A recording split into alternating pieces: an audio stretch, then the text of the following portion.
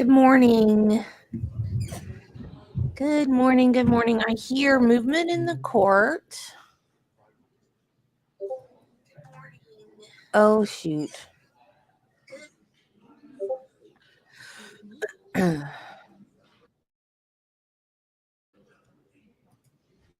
StreamYard will play nice today. Of course they're not going to. Come on, StreamYard. Why do I pay you?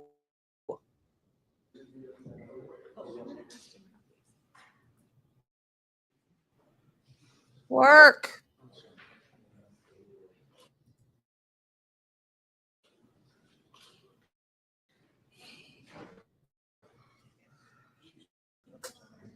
No, I don't want to wait. You're not.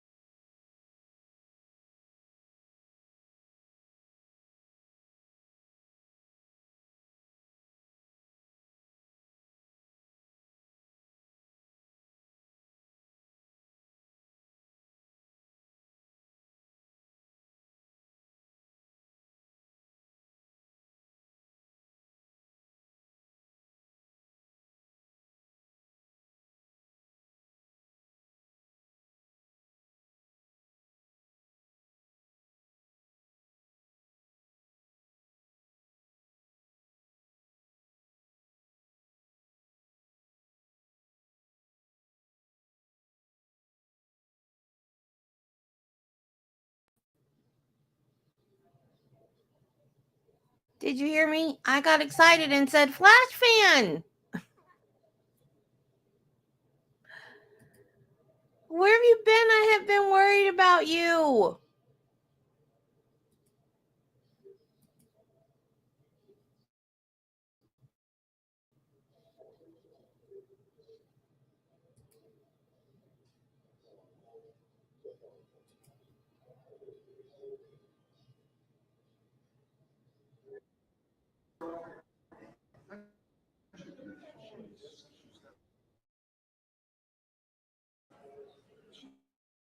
Yay.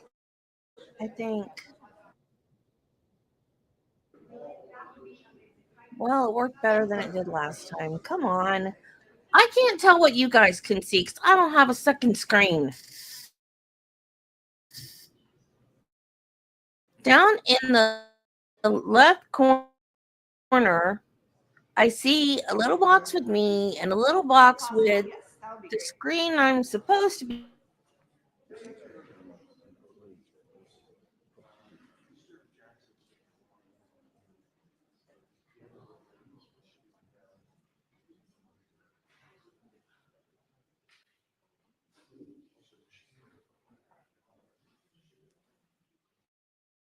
share. Well, I'm glad you're back. I missed you. I missed. Why am I trying to put comments on the screen? Because I know that StreamYard is being a bear today.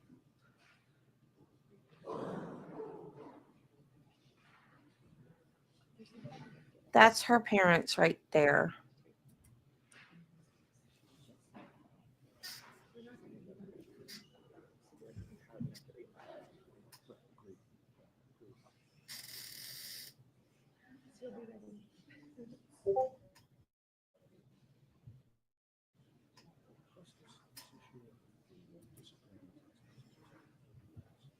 Okay, I guess there will be no comments on the screen today. So aggravating.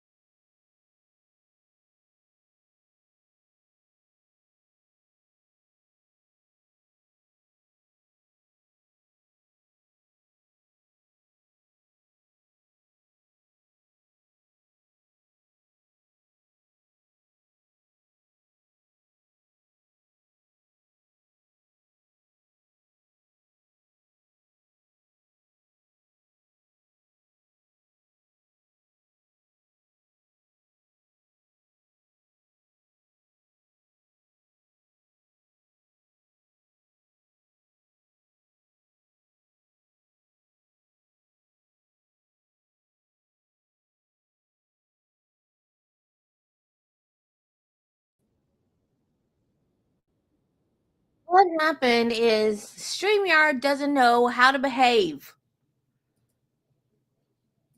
They're ticking me off. It's too early for this.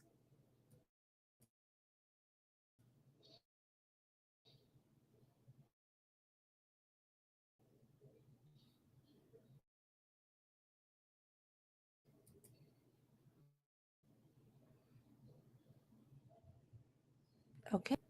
It says I'm sharing.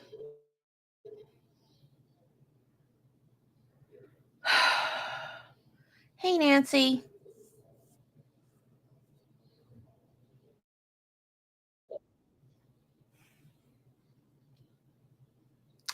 So we went to Gainesville, and as you guys know, it's like 45 minutes away. So that, that's where we do most of our shopping. So I wanted to go to Walmart and get another pair of winter pajamas because I've I only wear it when it's really, really cold. But since I've lost so much weight, I'm not quite as hot all the time as I used to be.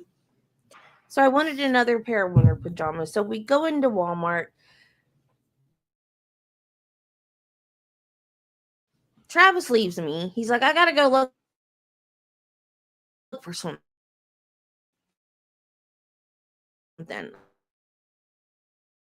I'm like, what? I just gotta go look for something. Okay. So he goes, they have it. Oh, did you get it? No. You'll see it.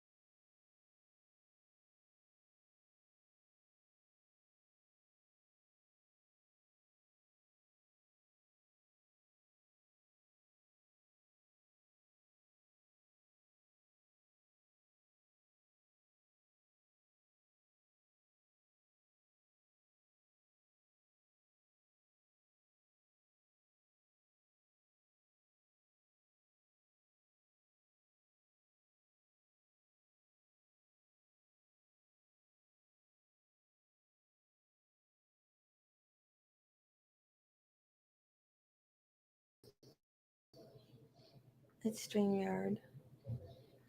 It's StreamYard. It's StreamYard. It's not me. It's StreamYard. I'm gonna start pulling my hair out in a minute.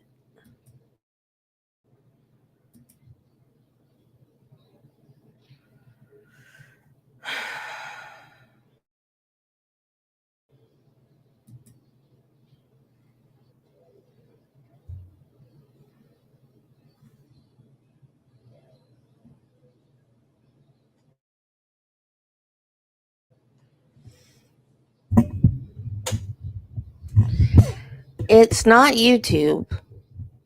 Feed is fine. Like if I just go to the channel, it's not nothing is going on the YouTube part.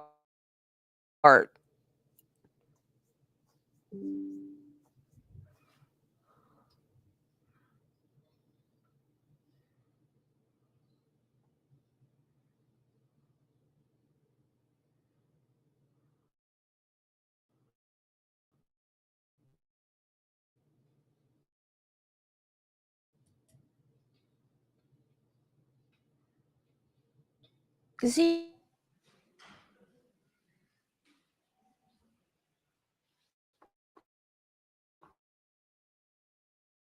picture. Okay, now it's going through. Can you guys see it now?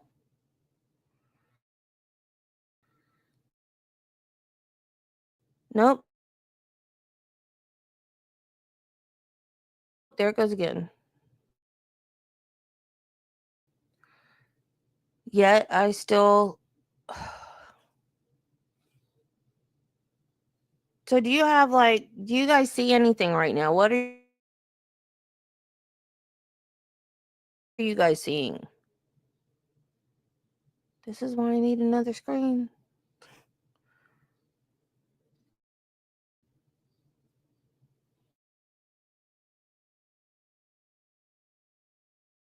It's just a purple nothing right now.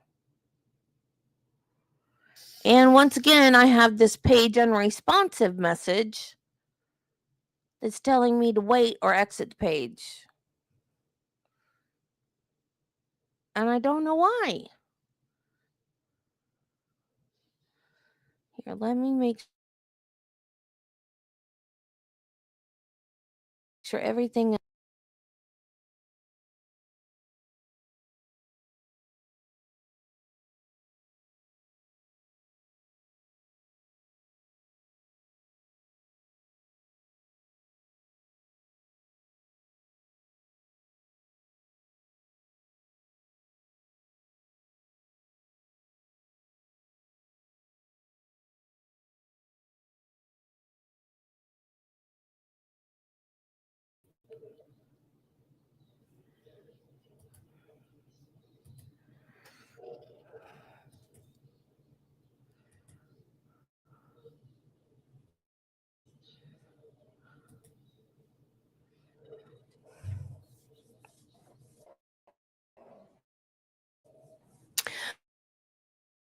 I'm gonna cry.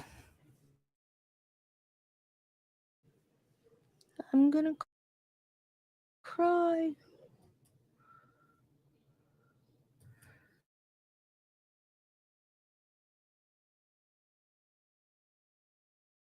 I'm getting all those shut down just in case.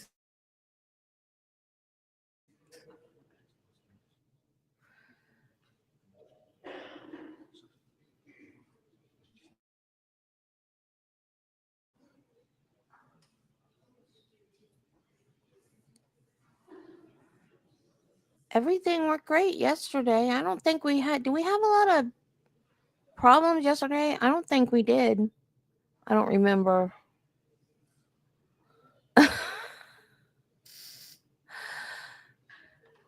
I cry when I get frustrated.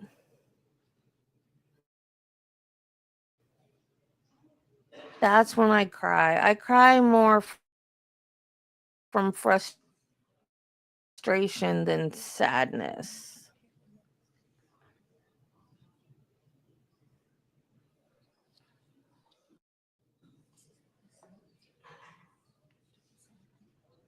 $17 was because it said it was different things depending on the kind of court. Oh, why am I even going to try to do that? I was going to try to Google it, but I don't want to open up anything else.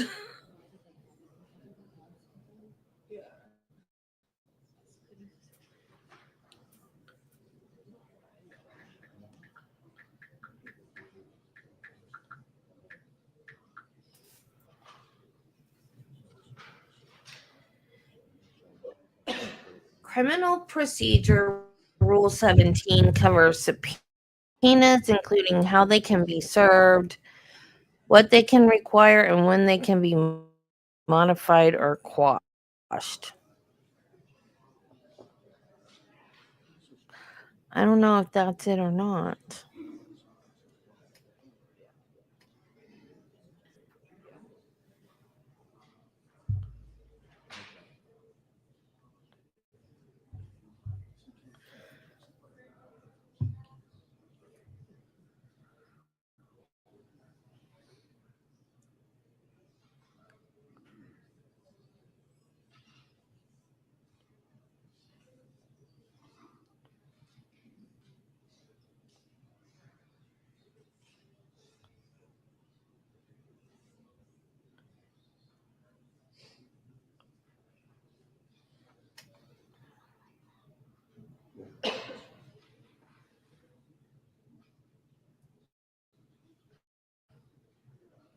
Oh, the subpoena thing's for federal. This isn't federal.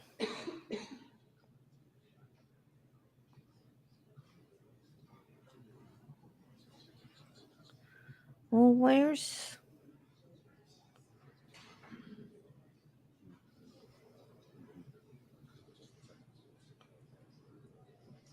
Well, there's a bunch of Rule 17, so that's not going to help me until they start the thing, I guess.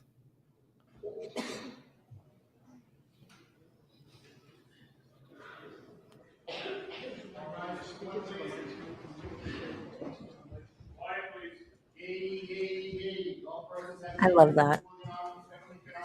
Hear ye, hear ye, hear ye.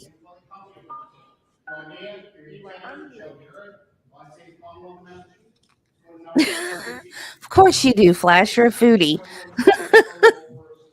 Good morning, Your Honor. Hank Brennan, on behalf of Commonwealth, along with me is Attorney Adam Valley and also Attorney Laura Moore. Good morning, Mr. Brennan. Good morning, Mr. Valley. Good morning, Mr. Come on, microphones, people. Good morning, Your Honor. Elizabeth Little appearing on behalf of defendant Karen Reed. Good morning, Ms. Little. All right. Jackson didn't make it. Mr. Jackson appears to be Zoom. Okay. Oh, he's there via Zoom. Cool. We can't see you, is that okay? All right. Good morning, Mr. Jackson. All right. We have several motions this morning. Let's start with motion for admission, Rohat Vici, that you filed. And Ms. Giannetti, I know these are freely granted, but I have a question about here. So you say good cause exists to grant this motion because Mr. Lassie has specialized skill and knowledge in representing defendants in matters of this nature. What do you mean? That's for the out-of-state attorney. Mr. Alessi is somebody with decades of experience in the courtroom, both on an appellate level and on a trial level. He has handled many criminal cases over his career. I have actually Just cabbage? You need some protein. no matter I'm in the country than Robert. There are aspects of our defense that would greatly benefit from his expertise. I'd rather not go into the specifics in terms of the division of labor on our team, but I'd ask the court to, take judicial notice that with his background, with his experience, he is going to constitutional rights. Okay, so he's not a criminal lawyer, but he's a lawyer who does some criminal work.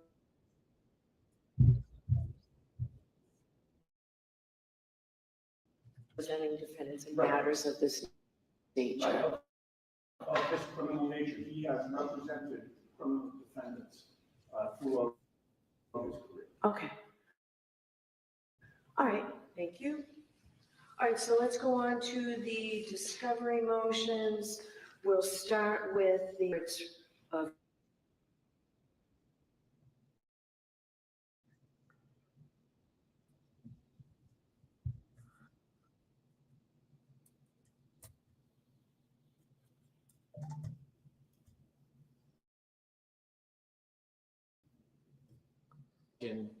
to obtain phone records from William Reed for a 24-hour period.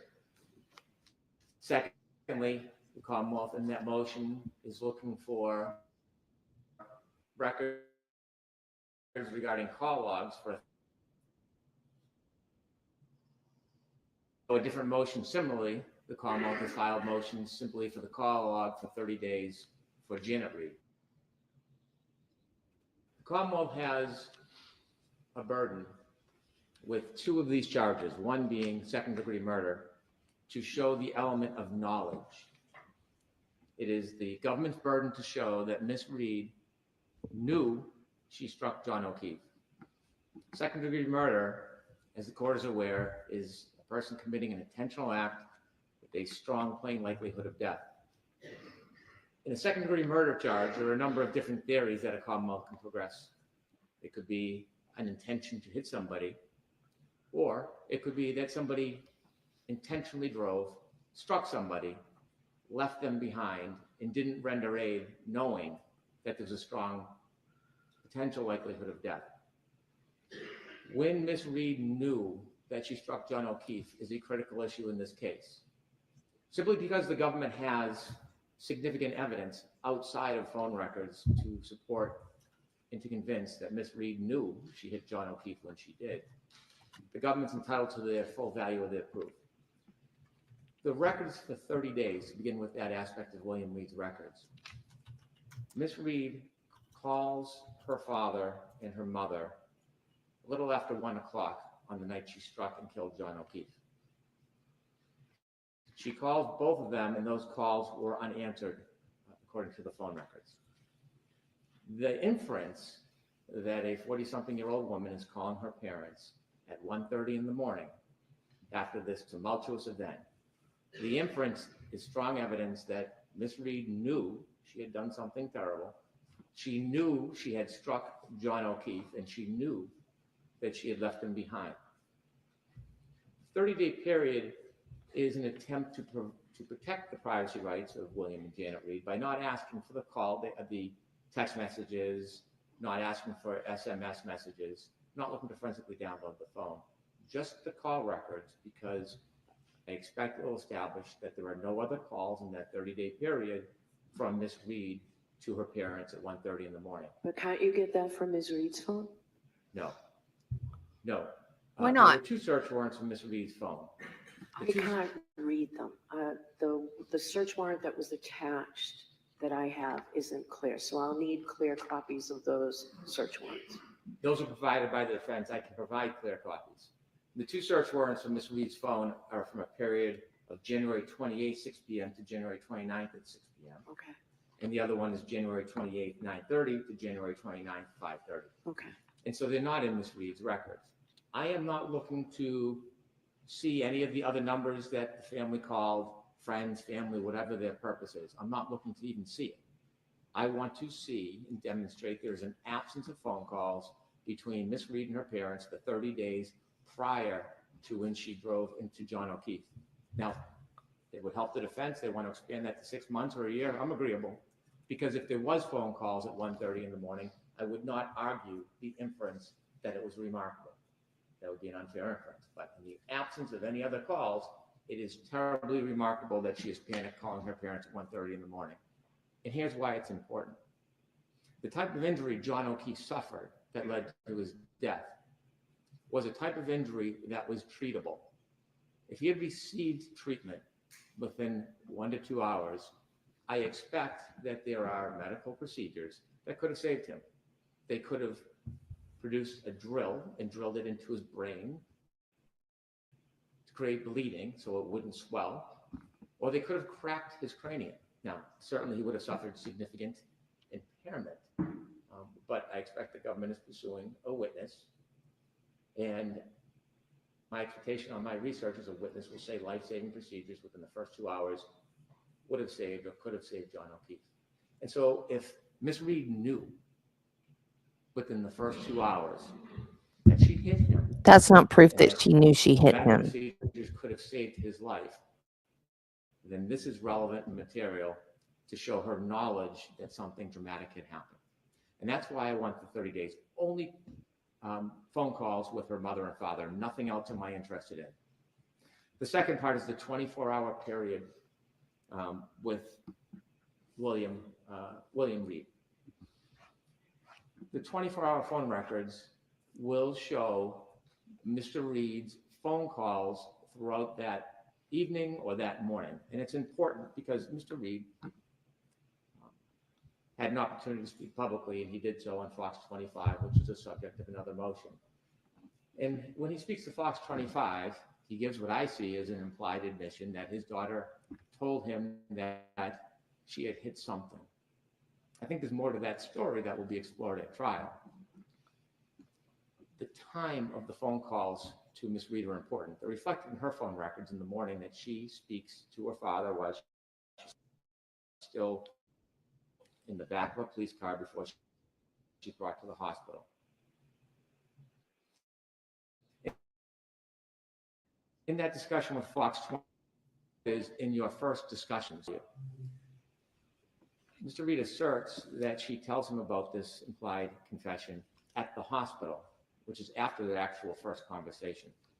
And so it'll be important to be able to confront Mr. Reed, if necessary, with his own phone records. He can deny his daughter's phone records. He doesn't have to accept them as true. Also, in that first 24-hour period, it is important for the government to establish that Mr. Reed and only Mr. Reed controlled the phone. In the absence of a stipulation, this is proof that may be necessary at trial if Mr. Reed takes the position that other people had access to his phone. That first conversation where she admits that she struck something, i.e. Mr. O'Keefe, is critical to the government's case. And so we cannot rely just on Ms. Reed's phone for a couple of reasons. Number one, phone records often show different communications. Sometimes calls or hang-ups don't register on a phone, and so they could be different. Secondly, I've learned that Ms. Reed's phone was sent to a taint team, and Sent the where? Commonwealth does not and should not know what, if anything, was redacted from Ms. Reed's records. The idea of sending it to a taint team, I surmise, is that something was viewed that determined that it should go to a taint team, or perhaps the defense raised the issue. I don't have the benefit of the history. But what I do know is we cannot say that the records from Ms. Reed are a full accounting for records, and so that Mr. Reed's records stand separately from Ms. Reed's records. Those are the two different types of records I am requesting from William Reed. I've been careful to make it limited. I'm not looking to see their physical phone. I'm not looking for a forensic download. After the first day of Mr. Reed's records, all I am looking for is call subscriber information and phone registers. I note the defense point of collateral information. I don't even want to see it. I just want to see if there's communication between Ms. Reed and her parents, so that if we present that inference, it is a sound inference, it is a fair inference, and it is a solid inference. And that's my argument regarding the phone records of Mr. Reed. All right, who's arguing this for the defense?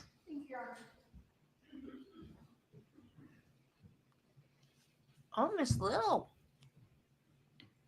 Your Honor, the defense requests that the Commonwealth's Rule 17 motion seeking Ms. Reed's father's private cell phone information be denied. The Commonwealth is seeking 3 categories of information for Mr. Reed's cell phone: his private subscriber information, all call records, call detail records, SMS, MMS, and all data use records from January 29th and January 30th, 2022.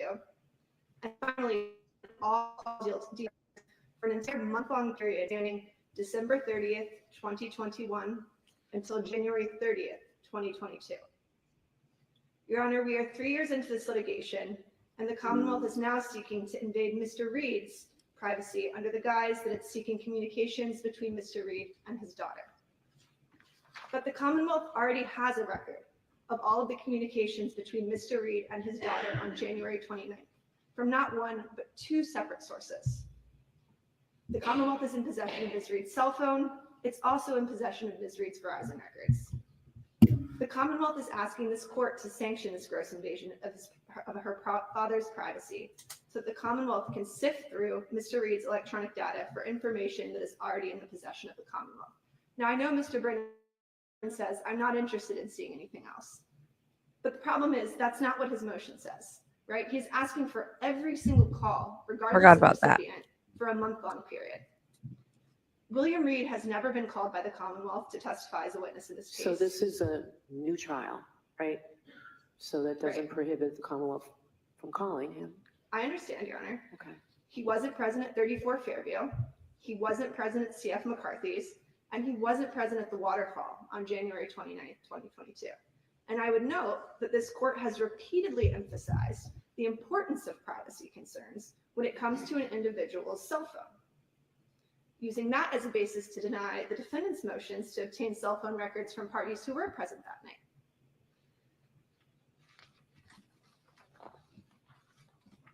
The Commonwealth, again, is already in possession of Ms. Reed's cell phone. That has been reviewed by both a special master as well as the court, and the court is well aware that the Commonwealth has a full copy of those communications.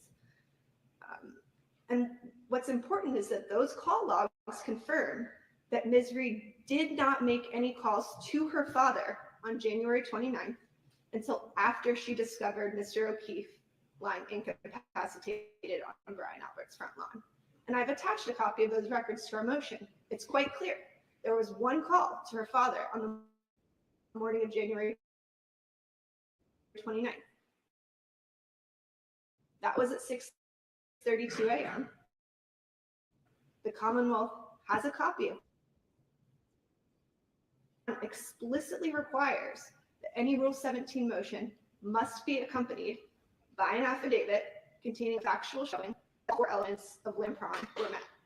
Here, the Commonwealth has failed to meet its burden to meet even a single prong of that 4-part test. In regards to the burden that they have to establish that the records are evidentiary and relevant, the Commonwealth in its affidavit set forth no particularized facts whatsoever to suggest that relevant information will be found in Mr. Reed's Verizon records. The affidavit makes only vague reference to an interview Mr. Reed gave to Boston 25, but fails to explain why that interview suggests that relevant communications will be found on his phone records. And I would note, the Commonwealth's characterization, I submitted additional reporting from Boston 25, which is the news organization that published a portion of that interview. And it's quite clear that Mr. Reed goes on to state during that interview that what he's referring to when his daughter said, "I believe I hit something," was the Chevy Traverse, which the court knows. We have a video of her hitting a Chevy Traverse that morning.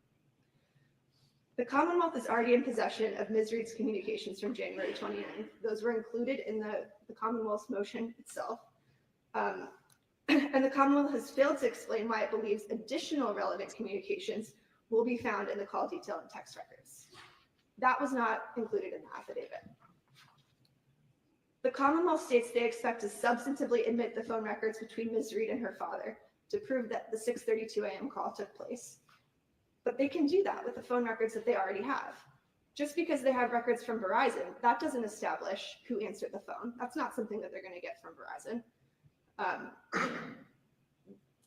The Commonwealth is well aware of that fact because they have Ms. Reed's cell phone and her Verizon records, so they can confirm that there's only one call on the morning of January 29th. The Commonwealth has provided no factual basis whatsoever to suggest that there are relevant communications that will be found on January 30th, the day after this incident. And the Commonwealth also requests that Ms. Reed's phone records for the full month preceding January 29th, 2022 is necessary to show that it would be unusual for Karen to have called her father. And the Commonwealth did a kind of funny thing, right? They suggested during their arguments that she called both parents in the middle of the night. That's not true. There was only one call to her father on January 29th, the morning of. It was at 6:32 a.m. So the frequency at which Ms. Reed calls her father's cell phone in the middle of the night has no relevance whatsoever. The second one, here the affidavit is facially deficient. It doesn't even reference this element or set forth any facts supporting that it's shown that the Commonwealth's records are not otherwise procurable reasonably in advance of trial. And the reason Mr. Brennan cannot in good faith make that statement under oath is because the Commonwealth is already in possession of these communications from 2 separate sources. Element 3 of Lampron was also not addressed in the Commonwealth's affidavit. It's facially deficient. The Commonwealth has failed to show that it cannot properly prepare for trial without the production of this evidence, and that the failure to obtain the evidence would unreasonably delay trial. Again, that's because the Commonwealth is already in possession of the evidence that they're requesting. Finally, the Commonwealth has also failed to show that this request is made in good faith and is not a fishing expedition. In its affidavit, the Commonwealth briefly addresses the 4th element of Lampron, but writes only, quote, "The Commonwealth's motion is not a fishing expedition, as it is evidence from the defendant's phone records that phone calls between defendant and Mr. Reed were made sometime after defendant struck the victim and before the victim was found." Your Honor, that statement is provably false. Ms. Reed's phone records established conclusively that she did not call her father on January 29th until 6:32 a.m. after she found her boyfriend incapacitated on Brian Albert's front lawn. Therefore, the requested records should not be turned over to the Commonwealth. This is a broad request to review a month's worth of Mr. Reed's private cell phone information and all of his data usage information from January 29th and January 30th. This is a fishing expedition, plain and simple. The Commonwealth isn't asking for the records it already has. It doesn't need a third copy of them. What it's looking to do is sift through Mr. Reed's personal cell phone information on January 29th to see if it can find data usage information, location information, text messages with other individuals, and that is a completely inappropriate use of Rule 17. This unsupported request is overbroad and must be denied. Thank you. All right, thank you. Did you want to respond in any way, Mr. Brennan, or move on? Very briefly. Okay.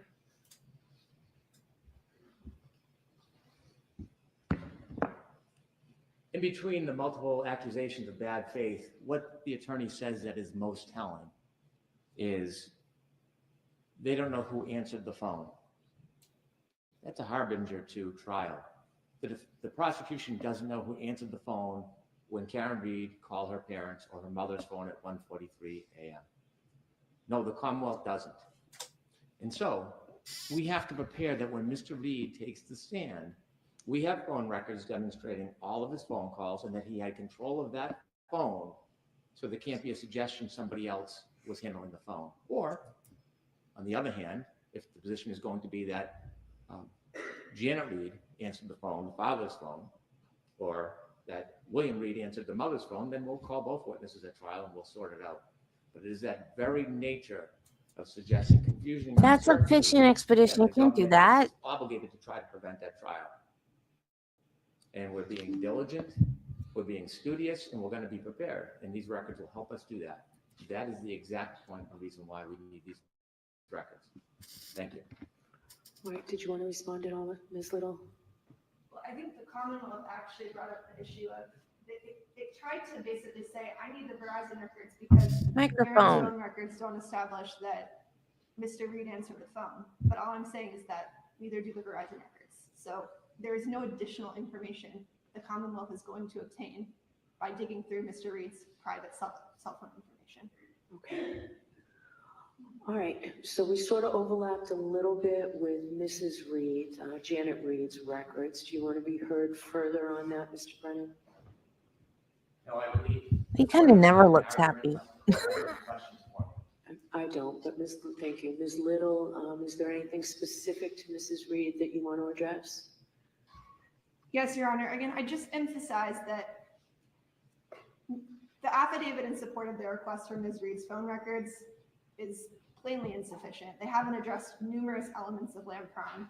That alone is a basis to deny the request, and it's not permissive. It's mandatory that the court deny the request. They haven't made a decision yet. If you don't meet a factual showing in the affidavit in support of your Rule 17 motion, then the motion must be denied. 3 of the elements were not even addressed in that motion. So on that basis, we request that the court deny the motion. Okay, thank you. All right, so we will move along now, both of those. And I are- think they should wait till they get the Move along decision now before they go to- forward with the trial. It's paper number 405, Commonwealth's renewed motion. For Yeah, all audio recordings, notes, emails, text messages, voice of course notes, she is. in the possession of Gretchen Voss and or Metro Corp. I do have an opposition that I received this morning, and an affidavit from Robert Birch, attorney Robert Birch, who I think is present in court. So, Jim, did he file an appearance too? Yes, previously. And we'll use that in this case as well. All right, so, Ms. Little, you did not intend to argue that, right? No. January So, 27th, Mr. but they've Brennan, asked for I'll hear you, and then Mr. continuance. Birch, I'll hear. Both sides. We don't know what Bev's going to do yet, though.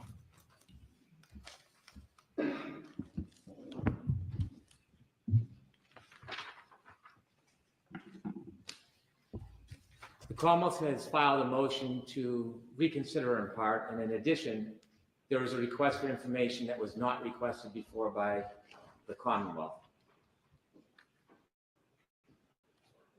Your Honor made a ruling in the past to turn over portions of the materials. And in that ruling, it invited the Commonwealth after review to renew or reconsider the motion or the extent of the motion.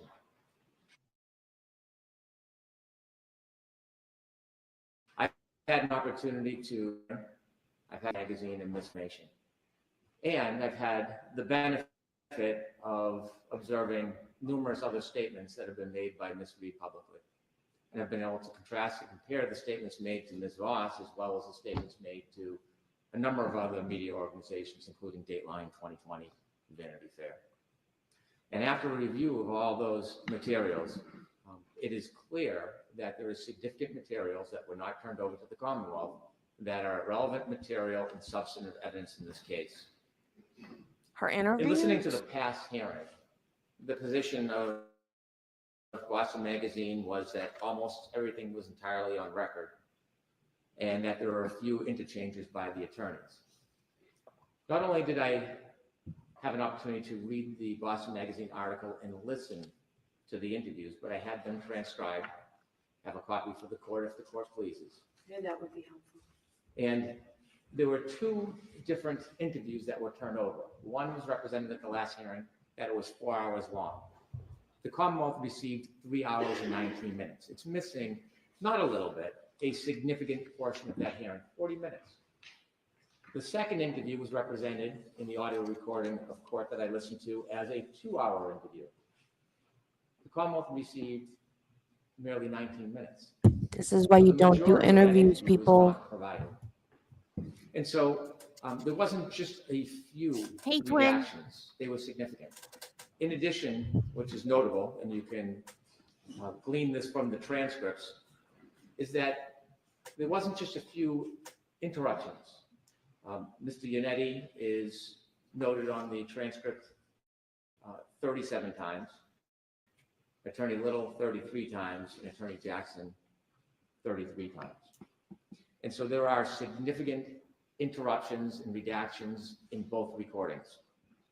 These redactions in the recordings are important. One thing that stands out when you actually listen to the interviews and you look at the transcripts is that many times during the attorney's interruptions, there's a redaction, and then when the conversation resumes, there is a change, sometimes subtle, sometimes not so. There is a change in the statement by Ms. Reed.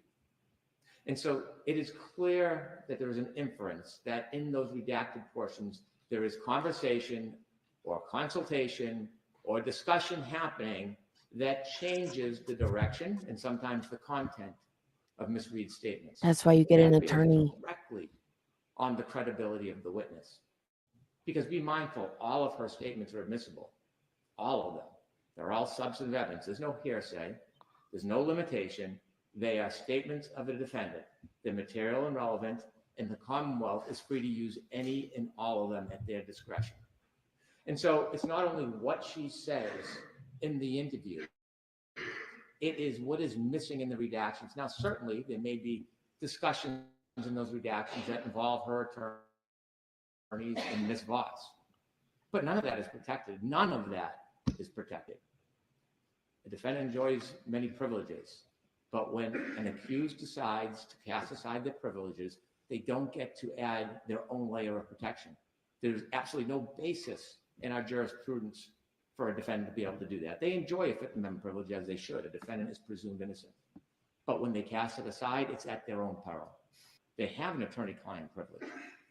But when they obviate the attorney-client privilege by speaking in front of a third party that's not part of the prosecution team, that privilege no longer exists. It dies. And there is no reporter privilege He's in right. Massachusetts. And so what has happened in this interview is that we have 3 attorneys, a defendant, That's why and you a don't do reporter interviews. having a free reign of interview, and then later deciding what parts of the interview they want the public to hear, what parts of the interview they want the Commonwealth to have possession of. They don't have, respectfully, that choice or that power or that discretion. They can contract with each other, have their own side agreements and what they want about on and off the record, but it doesn't bind the Commonwealth. It never has, it never will. We don't agree to it. And so what we have is many instances and examples where those redacted portions are critical to understanding why the story at times changes after the redaction. And so I think of it this way. If Ms. Voss was called by Commonwealth at trial and we have her on the stand, and I would say to her, I've received your recordings and your redactions, and I've read your article, Ms. Voss. I want to ask you about the conversation after Ms. Reed talks about sipping drinks at the waterfall, and it's redacted. I want you to tell me what she said. There could be no objection for the defense that there's a private agreement. There could be no objection from the defense that somehow it's privileged. She would have to answer the question, this is what Karen Reed told me. So to suggest that pretrial, somehow they can have this protection that doesn't exist in reality in the law to protect statements that the defendant or their attorney has made that they don't want the Commonwealth to learn about is just wishful thinking. That's all it is. And, I'm not oblivious to the fact that there are a number of statements that are made that are redacted to Ms. Voss where the defense attorneys are present in the room. There is no attorney-client privilege at that point. There's none. Arguably, all three of the attorneys are witnesses as well. Now, Commonwealth is not heavy-handed. The Commonwealth does not want to disrupt the defense team. The Commonwealth does not want to delay this trial.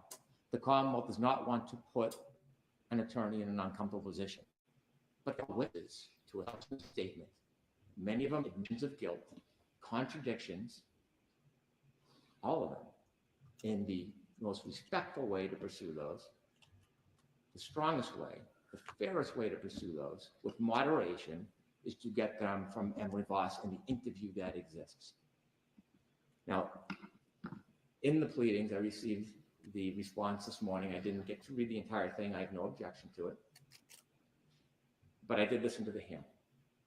And it strikes me that the argument of the newspaper company was primarily based on two propositions.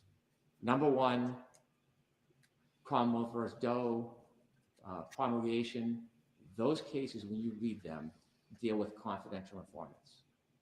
Not confidential information or what someone wants to be confidential. It's not even confidential. She said it. There's a difference. And Your Honor pointed out in that hearing. Could you give me a case that talks about confidential information as it does confidential informants? And respectfully, there was no case to be produced because there is none. The cases are dissimilar because they deal with trying to get to a confidential source that may expose a source that never even may not be used at trial anyways because it's based on hearsay or there's no factual basis for it. This is not a confidential informant. The defense chose a strategy, a very strategic strategy, to sell their story and disseminate to the public, potential jury pool, in a way they thought best fit their needs.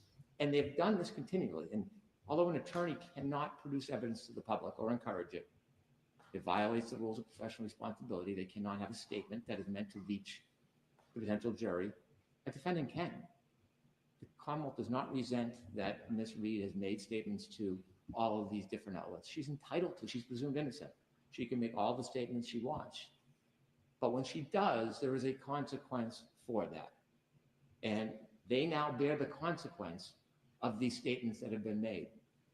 And so, since it is not a confidential informant, it's a very public, identified person, it's Ms. Reed herself, the argument of Doe and promulgation has no merit. I know Your Honor was troubled by the affidavit of Ms. Voss and that she was afraid for her safety. And from a personal level, I empathize. In this case, firsthand, I have never seen anything like this, where witnesses have to fear walking out of their car. It's repugnant. It undermines the fabric of the judicial system. But Ms. Voss isn't alone, and I have empathy for her. Almost every witness, civilian witness for the Commonwealth, has sustained similar or far more egregious abuses. It is awful to think the level of harassment and intimidation that someone must suffer because they're simply a witness in the case. And my empathy is to Ms. Voss, but to every other witness in this case, she's in no different position. It does not impede the progress of the Commonwealth. It does not impede the fact-finding mission. It's unfair. It shouldn't happen. something should happen as a result, but it has no bearing on the analysis in this case. It just doesn't. And so there is a ton of conversation that has been redacted arbitrarily by parties that want to use what's in their best interest, but cover up what doesn't help them. The Commonwealth is entitled to it, and we're seeking it and we want it. We want all the redactions in the first and second interview. Over 75% of the second interview is redacted. We want the notes from the third interview. Ms. Voss is a witness. She wasn't at the scene. She didn't see Ms. Reed drive into John O'Keefe and leave him in the snow, but she's a witness to substantive statements, her statements, admissions, confessions. And those notes evidence the statements of Ms. Reed. They're clearly discoverable. In the email or text message and phone call, again, statements of the defendant. Ms. Voss, reporter or not, is a witness in this case to some of the most crucial damning evidence in this case. We're entitled to it. We take no exception for it. Thank you. All right, thank you. Mr. Birch.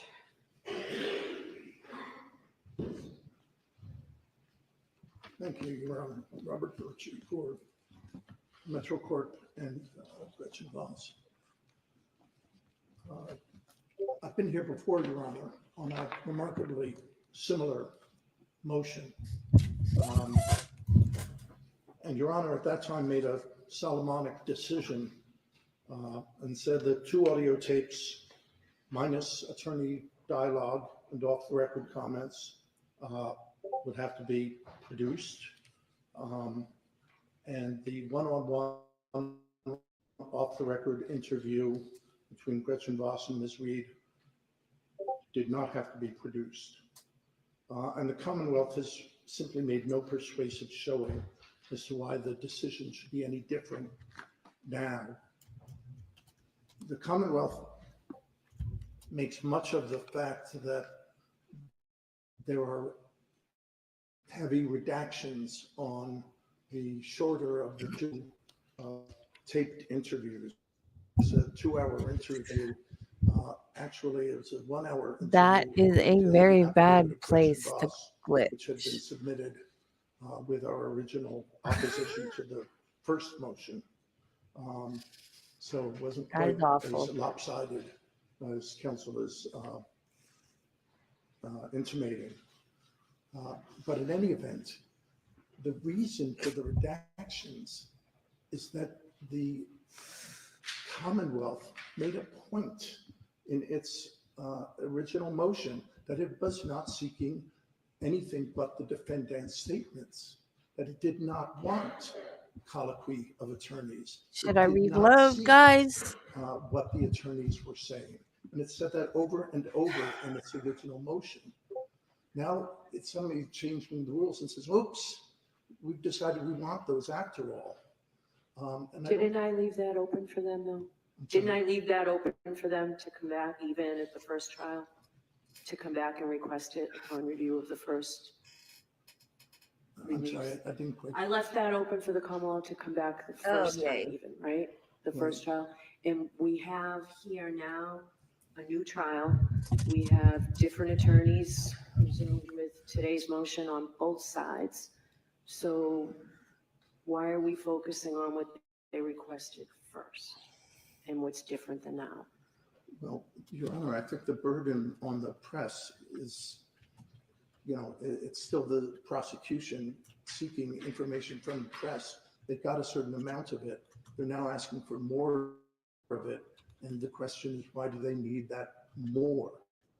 They had made a determination at one time that in order to be fully prepared for trial, they only need a certain amount. They only did not need attorney's colloquy. And now they're saying the attorney's colloquy is central to what they need.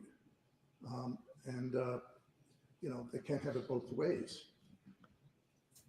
Okay, go ahead. The change of subject from one before and after a colloquy, he says, bears on the credibility of the defendant. But if the defendant contradicts herself. In the course of an interview with Gretchen Voss, I fail to see how that has the impact of serving as grist for impeachment at trial. And one has to wonder whether this motion is really an effort to keep Ms. Voss off the stand and off from reporting, because she, in fact, has suffered, as Your Honor noted at the earlier hearing, from harassment. And Your Honor noted in your order that the disclosure of the material sought would require her to divulge information that will hinder her ability as a journalist to assure sources that she will keep certain information confidential. That's what she averred. And her affidavit also details the harassment she's endured since the publication of her article, and her fear that if compelled to turn over the requested material, in particular the handwritten notes of the off-the-record interview, she'll be exposing herself to further harassment and endangering the safety of herself and her family. And Your Honor wrote, given the extraordinary public attention and scrutiny given to this case, and her fears for her own safety and that of her family are no doubt warranted. And in light of the concerns set forth in her affidavit, the court concludes that the asserted damage to the free flow of information is more than speculative, theoretical. You said it was a close call, but given making the division, what I call the Solomonic division of providing some and limiting others, seemed to make sense. So what are they seeking now that they didn't have before?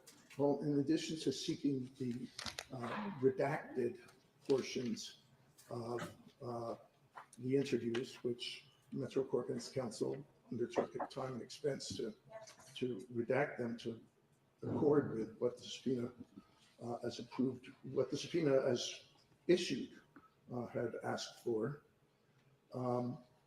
They're asking now for the handwritten notes of Ms. Voss of a one-on-one off-the-record interview that she had with no attorneys present. Those are handwritten notes. There's no audio tape. They are partial notes. They are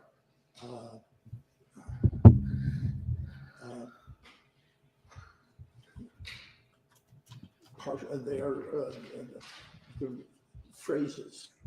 They're not complete thoughts. They're telegraphic mentions. So it seems likely that if required to turn over these notes, which essentially represent the work product of the journalist and her personality as expressed in her, what she takes from the interview. If forced to produce that, it's very likely the next step is that the Commonwealth is going to want to depose her or call her a trial in order to explain those notes and interpret them. And that's going to take us down yet one more rabbit hole in this case that this already had so many. It would also have the effect, maybe the calculated effect, of preventing Ms. Voss from covering the trial, because if she is called to witness, she is not permitted to. Oh, that's a sit good in point. the courtroom for the proceedings. So she did attend the last trial, She right? did On a because she was daily not on the basis? witness list. Right, on a daily basis? I believe so, yes. Okay, Every day? Yes, okay, thank you. And that was Ms. Voss who just responded to you? I'm sorry, That was Ms. Voss who just responded to you, yes, correct? yes. Okay, thank you. And finally, the Commonwealth asks for the first time for texts between Ms. Reed and Ms. Voss. And we do have texts. They are, the manner in which they get forwarded from an iPhone is that they come out without the name of the speaker. You can sort of guess at the name of the speaker, but you don't see the name of the speaker. You also don't see the date and time of the communication. I've asked her we're willing to turn those over. They were not off the record, but I asked her we'd be able to turn them over in that form, which is the form we have them in, rather than go to whatever expense and trouble to replicate a different format.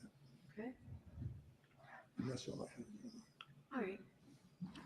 Thank you very much. Mr. Glennon, I'll give you a chance to respond, but I do have a question for you based on Mr. Birch's opposition. If you've got the opposition with you, Mr. Glennon? I have a copy. Okay. So what I'm going to ask you to respond to is on page 5.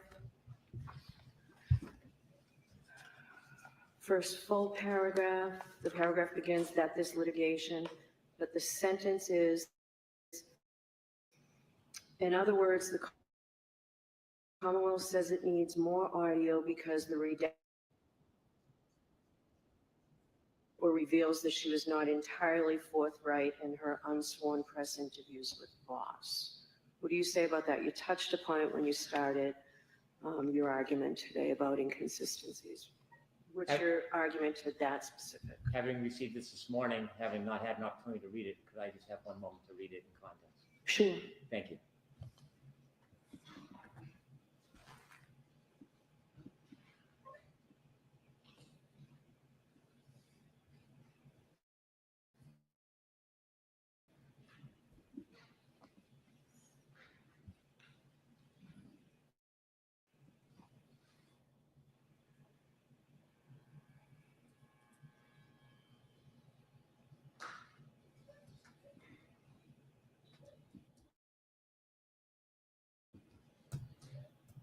This posits two separate ideas, the way I interpret it. The first is the Commonwealth provided thus far, it contains no damaging omissions by Reed. The audio provided this far contains many damaging admissions to Reed. In her first interview with Gretchen Voss, she talks about when she dropped John off and where she dropped him off.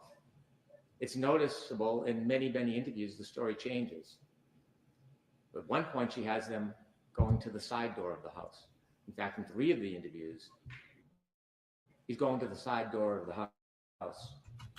In a further interview, she says he went to the front door of the house. It's not subtle. There's a reason. These stories and the versions given by Ms. Reed evolve in time. Coincidentally, they evolve sometimes with the production of Discovery. And so I am not suggesting for a second that there are no damaging statements by Ms. Reed. In fact, there are confessions, there are admissions, and there are contradictions based on later statements given. And so all I can simply say is that is not the Commonwealth's position. That is stated wrongly. Also, entirely forthright in her unsworn press interviews with Voss. Well, we're entitled to take her statements with Ms. Voss and compare them to all the other statements she made. 2020, Vanity Fair, Dateline, and others. And so the question isn't whether her statement to Voss or Ms. Voss is accurate. It is in comparison to other statements. Is it accurate? And we know that it's not. There are many instances where she has given different statements between versions. Also internally in Ms. Voss's interview, as I mentioned, there are statements, redaction, return, and a different statement. For example, she was only sipping at the waterfall, which would suggest further drinking. And then after a redaction and interruption, she's sipping water at the waterfall, as incredulous as that may be. And so clearly something happened during that action. Why is that incredulous? The admission, drinking alcohol, which is part of this case, to something of water. And so I think that the claim in this motion really has no relevance to the analysis. It's not on point. The reason I said there was a 2-hour interview, and I'll accept that I'm wrong, is when I listened to the FTR tape, counsel respectfully said it was a 2-hour interview. And that's where I got my information from, not Ms. Voss's affidavit. It may have been a 1/3 of the interview. Yeah, that is significant. The Commonwealth comes back, we're entitled to come back when we want, if we have a good faith basis and if the court invites us. We come back now after I've had a chance to actually listen to 4 hours of interview, or you add them up, 3 hours and 40 minutes of interview. I've studied them, I've listened to them many times. I've ordered transcripts, I've perused the transcripts, I've compared the two. I've compared them to all the other statements. So time has now made these much more relevant than they maybe initially thought. I can't speak for the Commonwealth at that point. We're entitled to the full force of our proof. We don't have to just take some. We don't have to take a fraction. Just because it's inconvenient or uncomfortable for parties, the government is entitled to the full force of their proof. And representing the people of this Commonwealth, I am pursuing the full force of our proof in every aspect because we're entitled to it. It is notable in the FTR hearing that counsel for Ms. Voss and for the publication said that the third interview they discussed, and the parties, meaning the defense attorneys, the defendant, the defense attorney, the defendant, and Ms. Voss could decide to use that material. It wasn't that it was precluded or no one could ever see it. It's only if it helped them. And so he said that they agreed that if they wanted to, they could use that material. They just decided not to. Because they decided not to use incriminating information in their story doesn't give them the power to decide who does and when they do. So we're entitled to the full force of our proof, and we're going to pursue it. We're entitled to all of these records, all this information. There is no real argument against it. None. All right, thank you. So I know, Ms. Little, I asked if you wanted to say anything. I just give you that opportunity. Was there anything you wanted to add? Okay. All right, so that is taken under advisement.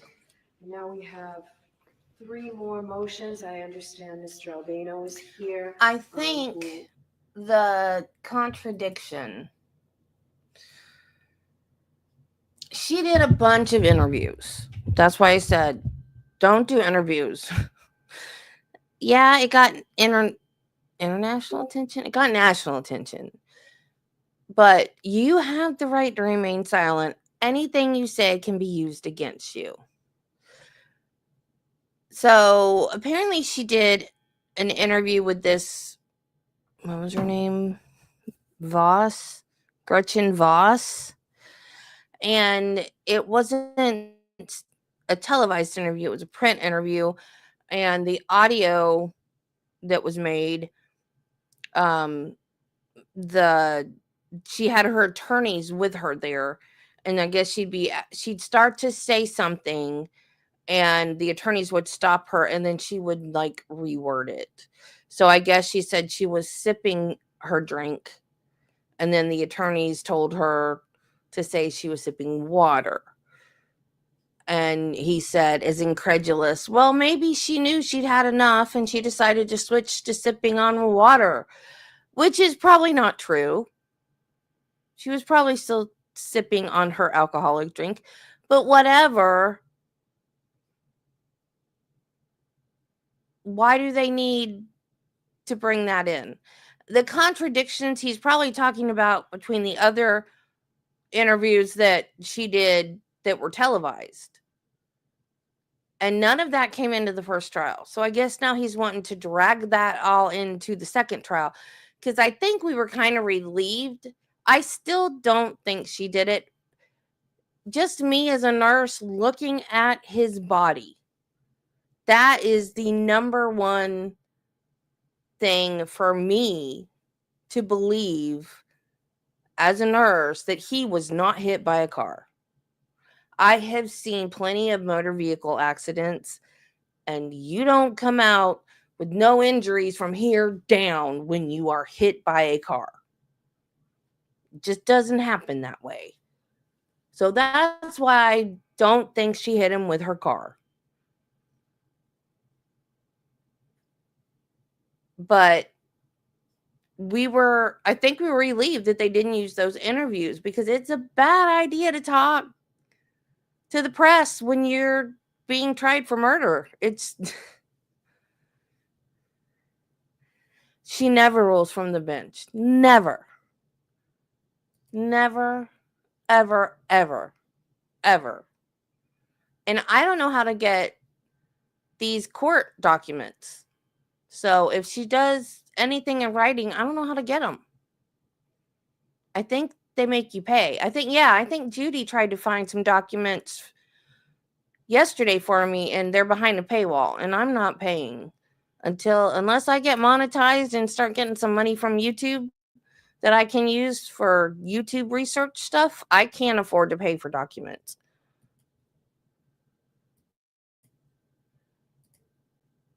We'll be filing an appearance if on all three or arguing all three. But so Mr. Albano, you can come forward, sir. And Mr. Brennan, do you want to argue each one of these individually? It appears I did get an opposition this morning that goes to service, which pertains to all three. But do you have different arguments, a little bit different on each? I do. Okay, so Mr. Albano, do you want to be heard after each argument, or do you want to just be heard at the end of the three? There are three motions. FXT TV, Boston 25, WCVB TV, Hearst Television Incorporated and ABC, and NBC 10 Boston. Okay, thank you. Thank you, Judy. Ms. Little, you don't expect to argue. I just haven't had a chance to look at them yet. Just stand up and let me know. No, that's fine. Okay. All right, I will hear you. Why don't we start with the FXT? That's because Florida rocks, man. You're awesome. Paper number 400. What are they talking about? TV As has station? been discussed, Fox 25 Don't block this. and its employees conducted an interview of William and Janet Reed. I've quoted on subsection 5 some of the language from that interview. And during my quote, it says, during your first discussion with Karen. It should say, during your first discussions with Karen. There's an S left off. Nevertheless, during your first discussions with Karen, did you believe she may have hit John? Did she believe?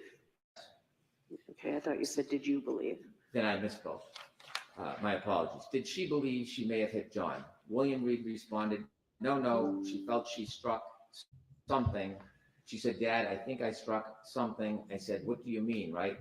This was in the hospital, right? She says, I remember, all right, backing up and hitting something.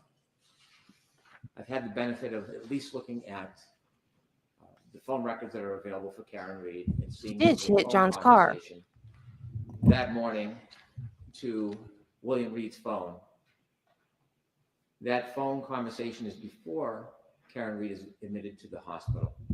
Hey, And so Draco. it is by inference in the back of a police car at the scene. Now, there's some ambiguity during your first discussions. The operative word, as I see it, is first.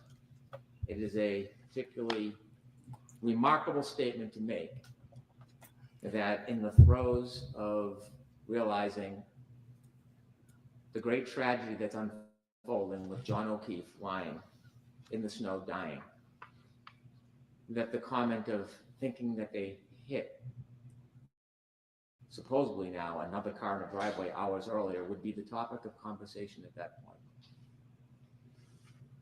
There is not a fair inference that would be the subject matter. It is not a fair conclusion that a person would be so fixated on a mere nudging of another car that caused no damage hours earlier when we're dealing with the potential loss of life. And so I think it is reasonable to infer that that was actually not the complete statement. The conversation lasted on that morning. You can't make suppositions in a trial, dude. Certainly conversations after. And so the defendant's father has, as he's entitled to, utilized media to try to sell a story to help his daughter. And during that airing, Yes. Oh, it is clear and obvious that not the entire conversation with William Reed has been provided. During these stories, oftentimes there is summaries to progress the episode much quicker. And so all of his statements, which may not be a lot, but all the statements to that employee of Fox 25 who did the interview should be discoverable so that this statement can be put into context. Some of the doctrine of completeness. We should know what the entirety of the conversation interview was so that we can assess this statement and draw the proper inferences from it. It is expected that William Reed very likely will be a witness at trial. He will be asked about this conversation. He may be asked about what else he had said. It will be impossible at trial then to try to produce the other statements that he all the crap has surrounding made this trial. this Why not? network or this employee. And so the Commonwealth or anybody who would be questioning him would be just simply left to the whim of his answer. And I'm not satisfied to do that. I do not think there is any protection. He is not a defendant. There is no privilege. And so there is no reason to protect this information so that it can fairly be brought into context so that when he's cross-examined, if there is evidence of impeachment or cooperation, that both sides are aware and know of the substance of that material. And that is the reason we request the pleading in number 400 for the Fox 25 footage that was not aired. Okay. Have you had a chance to read Mr. Albano's opposition this morning? It's not very long. I haven't, but I can say Mr. Albano kindly called me. He outlined the issues in an email. He made this a much more streamlined and agreeable process. And so I credit him with his effort. I don't need to read his response. I'll appreciate what he says. Okay. My short interaction with him, his total with NBC, because I think we can Sure. streamline that. NBC 10 has agreed to give promo materials in their possession. I've not only spoke to Mr. Albano, but I've spoke to the attorney for the subsidiaries that we also had subpoenaed. And they told me that as subsidiaries, they do not have possession of the materials of the parent company. And I received letters from the attorneys stating as much. So as it pertains to NBC 10, the position is that one of the subsidiaries is going to send us promotional materials. And as far as service on the parent company, I don't think the Commonwealth succeeded, despite the fact that we made numerous efforts in hand mail, UPS to a number of subsidiaries. I don't think we satisfied, so I do not want to ask the court to progress that. Okay. Do you have a timeline on when you'll get this material? The promotional materials? Yes. They said they were putting them together. I did not ask for a timeline. Okay. The promotional materials are a very small fragment. It's I've only seen one clip aired. I don't know what else they have, but it should not take them long. Okay. I don't have a paper number. Jim, do you have the paper number on NBC 10? Here, just, you know what, Jim, you can give it to me after. I don't have that paper number or the other one. All right, so. Oh, yeah, it was bad. 27, Your Honor. What did 427? Nobody used microphones. It was awful. All right, so do you want to move on to CBB TV? Yes. Okay.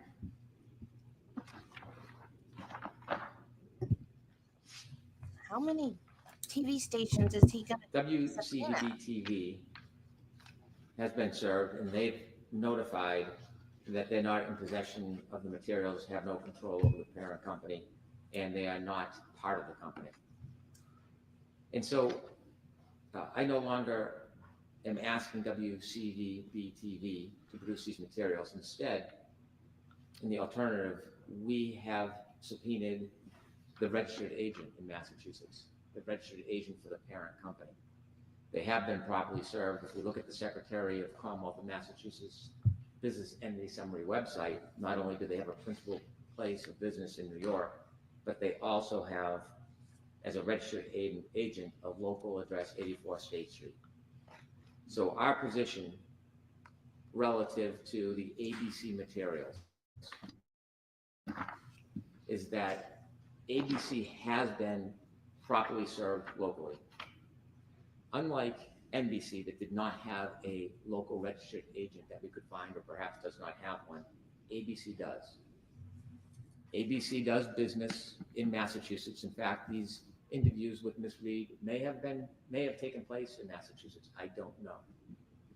But they have roots in Massachusetts, He's and gonna they do business here. They have a kick, local fight, and registered scream. agent. And the reason to have a registered agent is to accept service, provide notice in cases of objections, and to provide materials. It is done routinely in civil cases when a registered agent is notified. They are then obligated to get materials even if the REM exists in a different place. Their position is that the REM exists in New York. That is irrelevant to the assessment in this case. To suggest that somehow the physical property being in another jurisdiction is not in the control or purview of the local registered agent would just be enacting a shell game where local companies could pick jurisdictions they find most favorable, do business in outside jurisdictions, and avoid the consequences of that. That, I don't believe, is how the law is set up. As a registered agent, they are the same as the company. They just have a local Robbie. contact to accept all types of service, communications, and responsibility. And so our position on ABC as far as service is concerned is they've been served through the registered agent, and therefore whatever materials exist, regardless if they're in Massachusetts or in New York, they are required to obtain them and they're required to produce them. Okay, so Mr. Albano disagrees with you, and on the third page of his memo under paragraph 5, so I will give you the opportunity to read that. Okay. Under that 5th paragraph. Do you want to address the substance of your motion regarding ABC? I do.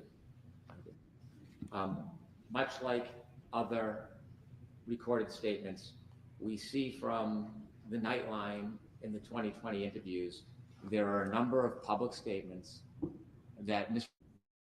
Reed has made to a national audience that don't reconcile with other statements she has made at other times. I've given you the example of not knowing which door she supposedly saw John Keith go into. There is differences in her stories and versions about where she was that night after she left the O'Keefe house.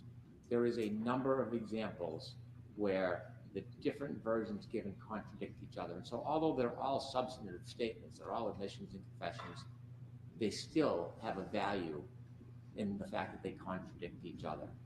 And so the episode that is aired, 2020 in Nightline, you hear oftentimes the author of the story, not even the interviewer, the author saying, and we spoke to the person, and then this is what happened, and then they go to a clip of an actual interview. The summary by the author is not admissible. It can't be used substantively. It can't be used to impeach Ms. Reed should she testify. It is hearsay. It's inadmissible. And so these summaries have a genesis somewhere. There's a reason why the reporter is asking certain questions, or more importantly, the author is summarizing testimony, oftentimes inconsistent with other versions. And so that means that there is footage from which the author has gleaned this information. There's either footage or there's a conversation with Ms. Reed. And so those are statements, not unsimilar to or dissimilar to Ms. Voss interviewing here. Those are statements of a defendant, which are substantive evidence for their full value. And so that footage we're entitled to see. There's nothing that should protect it. We should have the opportunity to review all of the statements and also put the ones in context that were broadcast to the nation. And that's the substance of why we want it. I'll have to take a moment to look at the response. Okay. Mr. Albano, we'll give him a couple of minutes just to read it. Sure. I really thought he was gonna like re-examine everything. In the other hearing, he sounded like he was going to take a fresh look at everything. But I think he's taking a fresh look with a little bit of confirmation bias. Like, you know, he's taking a fresh look. Paragraph 5, it's on page 3. The pages aren't numbered.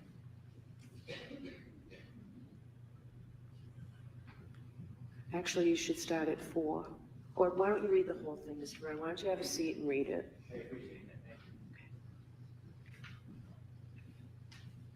Paul, do you want me to step off this one? This thing.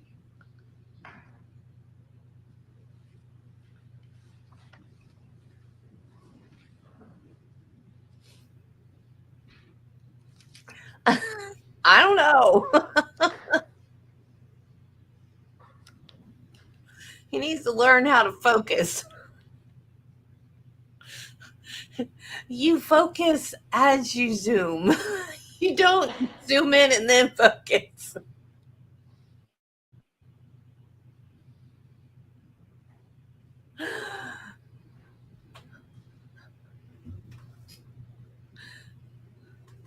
Well, he just did it to her dad. I was gonna say in the one we watched yesterday that was 11 days ago. Well, 12 days ago now.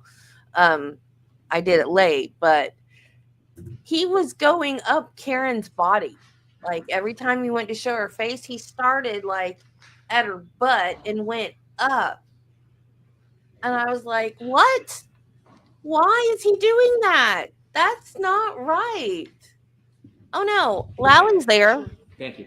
He's Your second Honor, our here. position is we disagree with that proposition. We are not trying to subpoena another state witness. We're trying to subpoena materials from a company, and although the company has a principal place of business in another state, by having a registered agent, we believe that gives us jurisdiction. I can understand the company would like to remove this to New York. There is a reporter's privilege in New York that is profound. It is not so in Massachusetts. In Massachusetts, there is none. And so I see why it is the company's preference for us to go to New York, to use New York law, but I don't believe that's the case. I believe as a registered agent that we have an entitlement to subpoena them here and we follow Massachusetts law.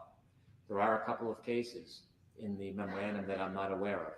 I think it would be prudent for me to research and jeopardize, and because I think I have an obligation to do that. I would ask you to allow me to have a day to provide a brief supplement. It's not to re-argue the case or the merits of the case, but if there is adverse case law, I want to recognize and acknowledge it.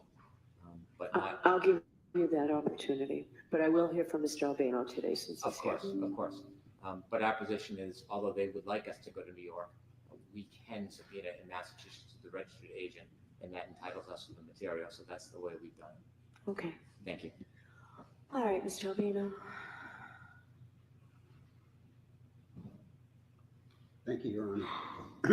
The two cases I cited, just to be clear, they address the Uniform Act, which Your Honor dealt with last year. They don't address the specific issue the Commonwealth has raised, which is, okay, you have a registered agent, we serve the registered agent, does that trump the Uniform Act? I have to say, I did not find a case that dealt directly or even indirectly with that. But here's why I believe the service issue does not override the Uniform Act. First of all, we're dealing with a statute. Statute talks about a witness in another state. There's no dispute that ABC is a foreign corporation with a principal place of business in New York. Now, the analogous areas I thought of was, okay, let's say someone wanted to sue ABC in this court. Yes, they could serve them. Now. And it's frozen. Joy.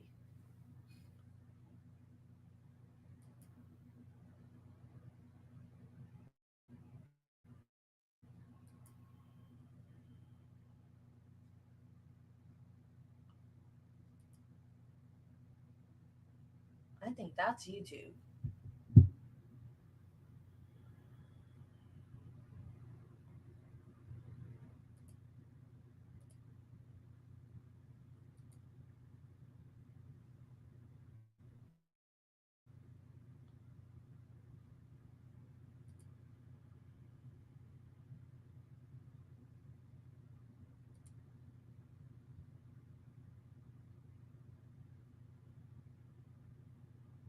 Hearst Corporation is totally separate from ABC. That's why neither of them could produce the documents in this case. So I just want to be clear that the presence of an ABC affiliate here, owned by an entirely separate company, Hearst, does not mean that ABC is here in Massachusetts. They're a foreign company that has an agent for service process. They don't have offices and the like here in Massachusetts. Are they doing business here in the sense of transmitting ABC news programs through affiliates? I don't argue that. What I'm arguing is there's not the service. The fact that they're subject to service does not override the requirements of the statute. Is there a distinction between obtaining records and obtaining a person's presence to testify? The SJC has said in the grand jury case, the first case I cited, that the same procedures apply for documents as for witnesses. Thank you. All right, thank you. So those are all the Rule 17 motions we have. Am I missing anything? Those are all the Rule 17 motions. All right, so we have some housekeeping matters that I just wanted to check on.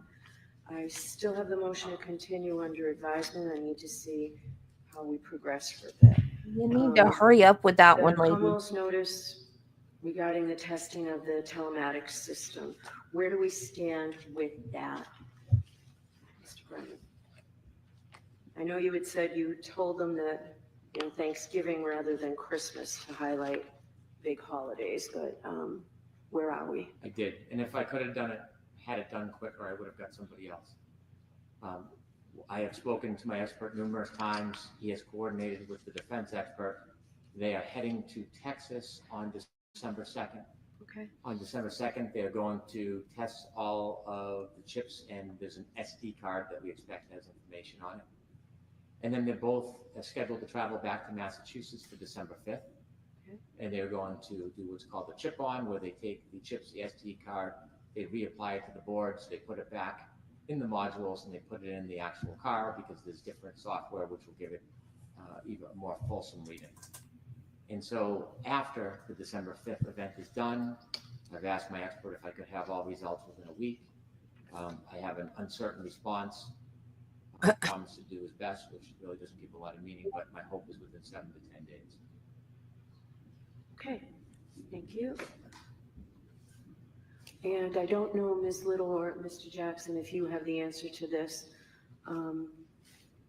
The transcripts of the sidebar conferences. Ms. Little, do you have any scheduling idea on when those will be available? Yes, Your Honor, I do believe that Mr. Jackson has spoken with the court reporter and emailed the clerk's office with an update. It's going to be a little bit longer than initially expected. One of the reporters had to have like a family emergency and needed some additional time. And so I believe, and I'll have Mr. Jackson correct me if I'm wrong, but I believe she needed until about 6 weeks to get the sidebar conference. 6 weeks from the November 13th date? 6 weeks from about a week after the November 13th date. Thank you, Your Honor. Thank you. All right. Mr. Jackson, did you want to speak? Your Honor, Ms. Little addressed the court's specific questions about the transcripts, and that's as accurate a bit of information as I have, so I'll submit on that. All right, thank you. All right, that is it for today. The Commonwealth is going to file a response to the discovery of communications in possession, custody, and control of the Commonwealth by 11/27, right? Yes. Your Honor, I provided the defense this morning with a response to their motion. We'll file it with the court. It is a request that they made that is very labor and time consuming, but a very important task that I've been involved with, expended many, many hours, and I need many more.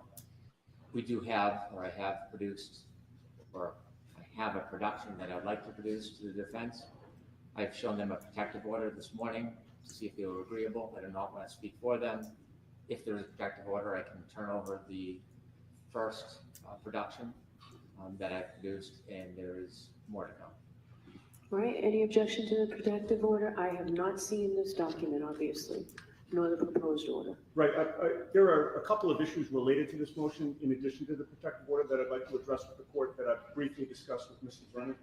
All right, I haven't read this yet, so I won't know what you're talking about, Mr. Bennett. So I believe you have read our motion, right? The motion that I we. read your motion, I have, Right, so it's just in relation to the motion, Judge. all right. So, Your Honor, generally speaking, we do not have an objection to a protective order as long as it is issued without prejudice, which I believe Mr. Brennan is in agreement with. All right, is there one here? Was there a proposed protective order? I have it right here, Your Honor. Thank Mr. Brennan provided this to us this morning. Yeah.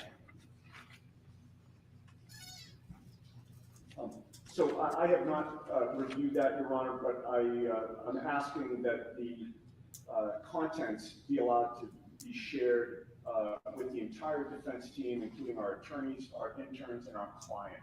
I don't believe Mr. Brennan has an objection to that, but that would be our request with regard to the protective order, with the understanding that we could come back before the court and revisit that if we deem it appropriate. Is there any objection to the sharing with the There's no defense objection team? to the parties that would like to share it with, and I understand no prejudice. Okay. Yes, and with regard to the motion itself, Your Honor, I had come prepared with an argument for the allowance of the motion. Given Mr. Brennan's, the work that he's done in terms of trying to gather this material and get it to us along with the protective order, I assume that there's no general objection to the motion, so I don't need to be heard in that regard, assuming the court would allow the motion. But I would raise an issue for the court, actually two issues. One is that we were informed this morning that Mr. Brennan has gone through Mr. Morrissey's cell phone. Apparently there is one work cell phone and one personal cell phone. Obviously, This is the stuff I wanted to know relevant about. because he used a personal email address to make an ex parte communication with the court. One concern that we have is that we were told this morning that with regard to Mr. Morrissey's text messages, not emails, but text messages, apparently they're somehow remarkably set to auto-delete after 30 days. That obviously raises some questions for us, maybe the subject of a future motion, but more immediately, the concern is every day that passes, we're losing text messages from 30 days prior. So, through today, I Can they believe. be preserved, Mr. Brennan? I've been preserving. Can't they get that from the cellular provider though? All right, so that, Yes, that deals with that issue. So the only remaining issue, Your Honor, is with regard to the searches that Mr. Brennan conducted himself, he had searched for all emails sent from Michael Morrissey's iCloud personal email to any emails that had a JUD in the suffix of the email address. okay. The significance of that is, The significance is that would supposedly capture any ex parte communications with members of the judiciary or the clerk's office, and I appreciate that effort. However, we think we assert that it's insufficient. We believe that searches should be done of his iCloud email for the name Reed, spelled R-E-A-D correctly, or Reed R-E-E-D, which is how Mr. Morrissey typed it in his ex parte communication with the court. We don't know if he did that for the purpose of avoiding a FOIA request or if he just misspelled my client's name. But we believe there should be a search for both of those spellings. And in addition, we also believe there should be a search of his email address, the personal email address, for the names of the relevant witnesses, and we can give the court a list, for the names of all judges who have sat on this case, in terms of, is there an attempt to communicate with a judge on some type of personal email account, like he used a personal email account? And then also we believe there should be a search for any clerk's office employees for the same reason, both at Stoughton District Court where this case originated and this court as well. I thought this was part of the motion. We have obviously reason not to trust Mr. Morrissey in light of his actions using this personal email account to make an ex parte communication. And we'd ask that a more thorough search be done for these types of communications. All right, so why don't you continue to talk with Mr. Brennan, and we can have a hearing on this motion if there's anything that you still need on December 12th when we're back here for the Daubert hearing. That's fair enough. Thank you. Does that make sense, Mr. Brennan? She knows she doesn't want. I mean, I guess she said go ahead. If she's like, get with Brennan, but All right. So we will see everyone December 12th. So when do you expect to get me any written material you want me to have prior to the Daubert hearing? Yeah. Yes. Your Honor, we draft the planning and hearing motion. I need to review it. I'd like to get it to you by the end of the week. That's great. I expect to be here by at the end of the week, so that's great. Thank you. And your response by next week, Ms. Giannetti? Ms. Little? Yes, if we could have it at least a week, Your Honor. Okay, so I'll give you 10 days, Thank you. as long as that gets me before the 12th. No problem. All right. Yes, Your Honor. Yeah, if I can get it, as soon as you can get it. All right. Anything else? Yes. I'm sorry to interrupt. That's okay. May I inquire if the protective order is going to be signed by the... Are you going to sign the protective order, Ms. Giannetti? I expect I will, without prejudice. what's the protective order for? I missed that part somehow. All right, so if you sign it, then I'll endorse it, Ms. Giannetti. You had it, right? Ms. Little gave it to us just now? I believe we just gave our copy to the court. Yes. All right, so this is one that needs to be signed and I'll endorse it. Do you want to take a look at it? Yes.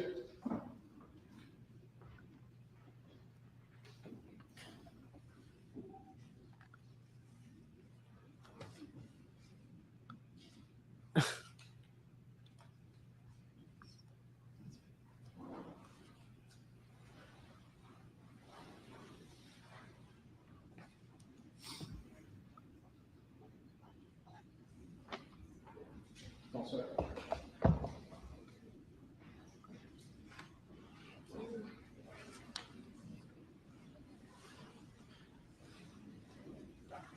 Mr. Brennan, I know you have an electronic signature. I'd like you to sign this as well since you're here.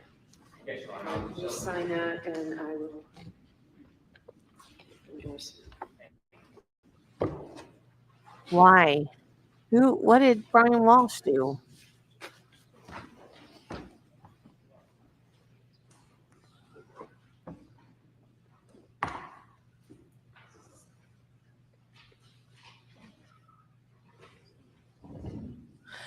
Oh, okay. Anything else? That makes sense. No, thank you, Your No, Honor. thank you, Your Honor. All right, thank you, and I appreciate No, counsel and the third-party record holders You coming see in. how good that worked the last time, though, with Higgins destroying his home.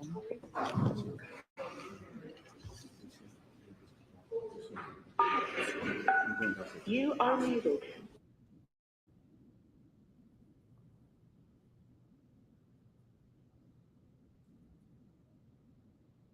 Okay, this is Quest. They have tortilla chips. Those are really good. They're a little spicy. The tortilla chips and like the barbecue chips, they have a different texture. These are more like tortillas. These are more like potato chips. But even then, they're like, like how chips are sturdy, like you dip them. These are more delicate, like they'll fall apart easier. But they have peanut butter cups. Their protein bars are amazing.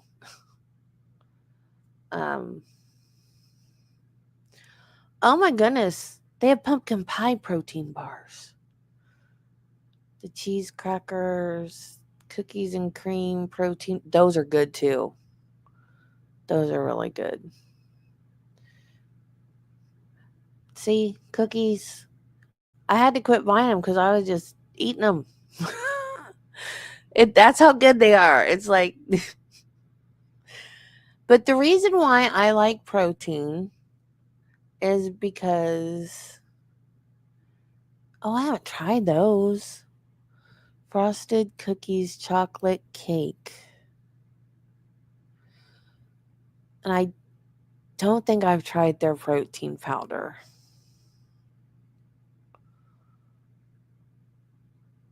Ooh, they have iced coffee too.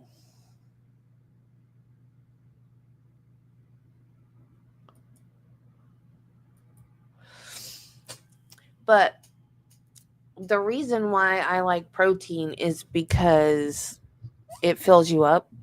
It like you're not hungry. If you eat carbs, you get hungry again right away. So that's why I like the protein stuff for my snacks. Because if I get hungry, I just you go grab a protein snack, and then it satisfies you, and then you're not like, well, let me see what else I got in here I can eat. So protein. I know a lot of people like, oh no, you shouldn't eat red meat or whatever, and that's fine. And a lot of people go vegetarian and lose weight. That's fine too if you want to do that. But I like the protein. Chicken is good. Chicken is a lean meat. It's great, but you can't fry it. Um, if you want really really great grilled chicken, I learned this at Cracker Barrel when I first started trying to lose the weight. We went to Cracker Barrel because we were out shopping. We wanted to go somewhere to eat, and I had started on weight. I'm not on Weight Watchers anymore because my food addiction has gone away. I got it handled now. I'm good. Since March I've lost 53 pounds.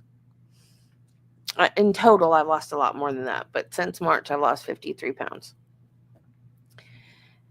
And this was back maybe April. Like I'd lost maybe 10 pounds. I just started. And we were trying to figure out where I could eat. Oh, thank you, Robbie. We're trying to figure out where I could eat, and it was like Arby's, where I could practically eat nothing, eat a little tiny couple bites that wouldn't be, I'd still be hungry, or where I could get a full meal, because Weight Watchers uses the point system, where I could get a full meal that wasn't too many points that would fill me up. So I was like, Cracker Barrel, let's go to Cracker Barrel. And I don't order grilled chicken because I don't like it grilled. I like it fried. No, Cracker Barrel is like down south cooking, home cooking, like your grandma made. Um, so we go to Cracker Barrel and they have grilled chicken. So I took one bite and I was like, this is the best grilled chicken I've ever had in my life. And the waitress was like, isn't it good? She's like, they marinate it in Italian dressing. And I think she said it was Marzetti's, which I cannot find anywhere. So I just started marinating my grilled chicken in just whatever Italian dressing I can find. And it is so good. I would have never thought to marinate chicken in Italian dressing, but it is delicious. So that's what I do now.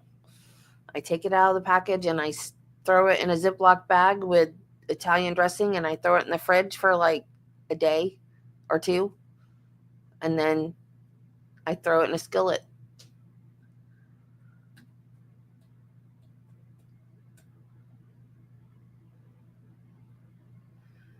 They don't have Cracker Barrel in Canada? Oh, you're missing out. It's just like down home Southern cooking. It is so good. And um, what's her name? Georgia Hardstark from My Favorite Murder, the podcast My Favorite Murder. Well, they travel around now. They like do tours where they do live performances. And I don't remember where they were. They went to Cracker Barrel and she ordered green beans. And the green beans at Cracker Barrel has pieces of bacon in it. And she was shocked. She loved it, but she was shocked because, like in California, it says on the menu, I guess because there's so many people that are vegan out there, it would have said on the menu, there would have been like a warning or whatever that there's meat in the green beans. She said she loved it. Like, that's how we cook down here. There's meat in everything, or fat, or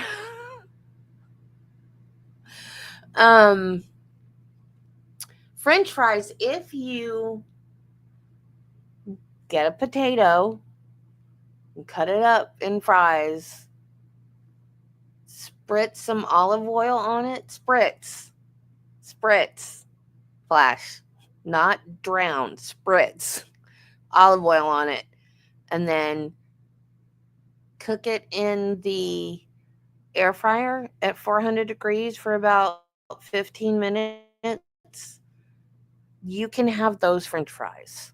You have my permission to have those French fries. um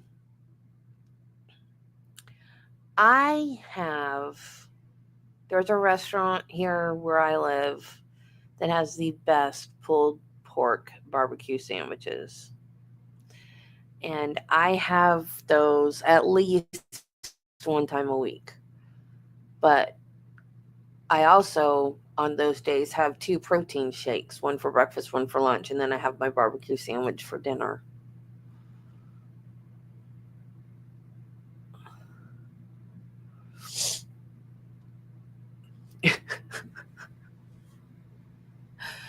I accidentally did that with my popcorn the other day. I drenched it in. It's not real butter. It's that Orville Redenbacher's. It comes in a great big thing. It's like popcorn butter that you can actually make the popcorn in and or use on top of it. And I accidentally used too much. And when I got down to the bottom, it was just like puddled in the bottom of the bowl. I was like, oops. And then the pieces that were like drenched, I gave to the dogs because I wasn't gonna eat it, and the dogs would. So one of my dogs will not eat burnt popcorn. Like, you eat poop in the yard, rabbit poop, cat poop, whatever you find out in the yard nasty, you eat it, but you won't eat burnt popcorn. You have standards. Burnt popcorn is worse than poop.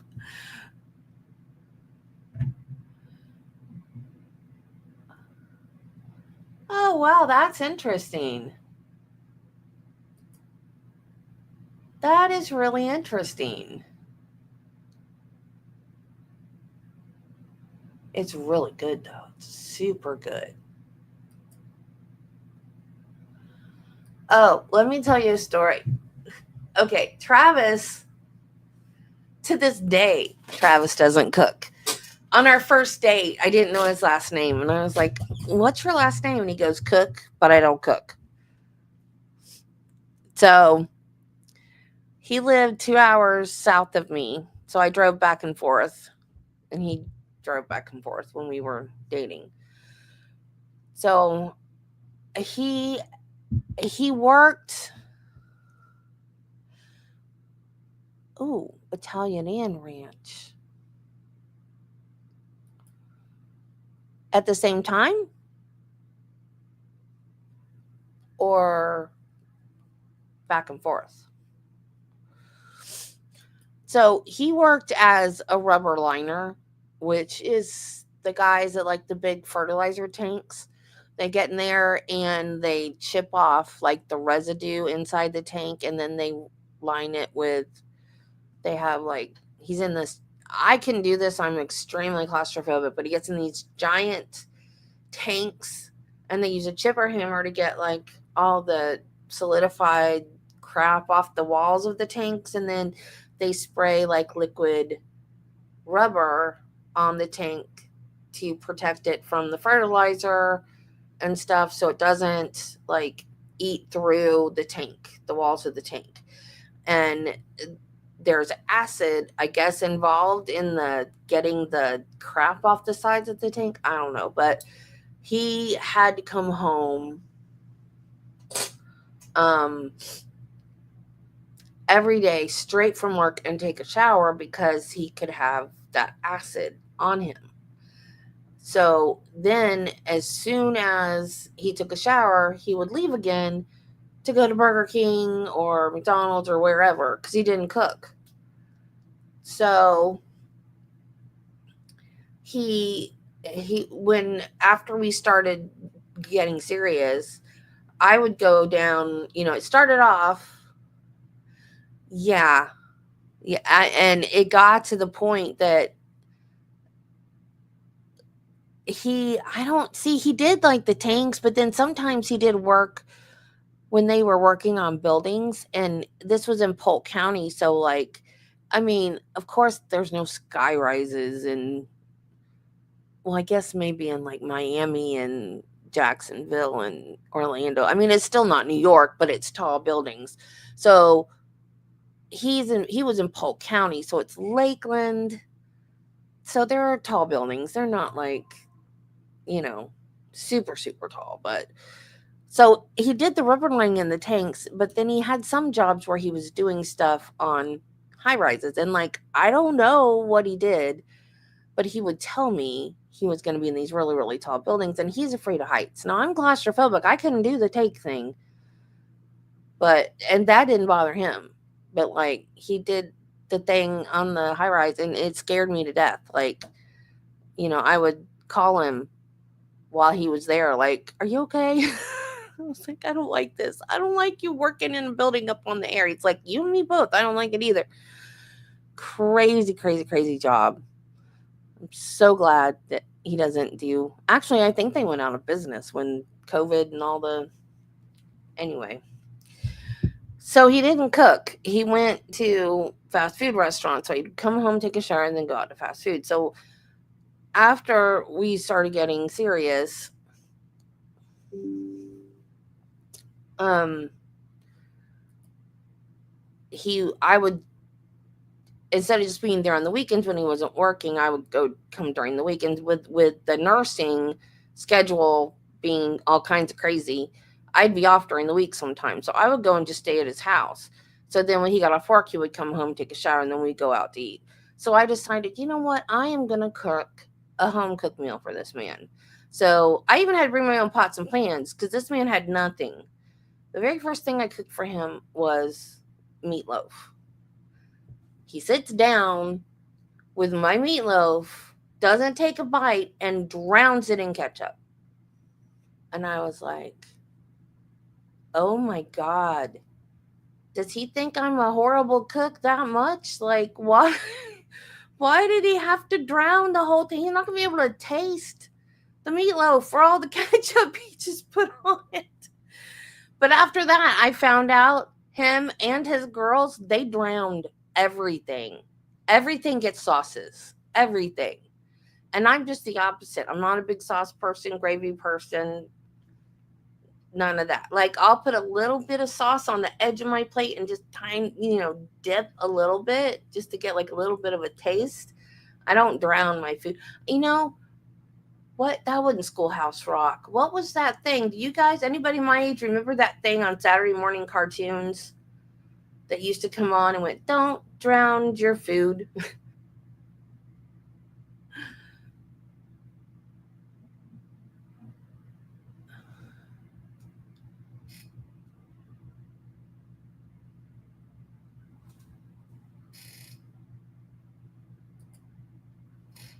Sure.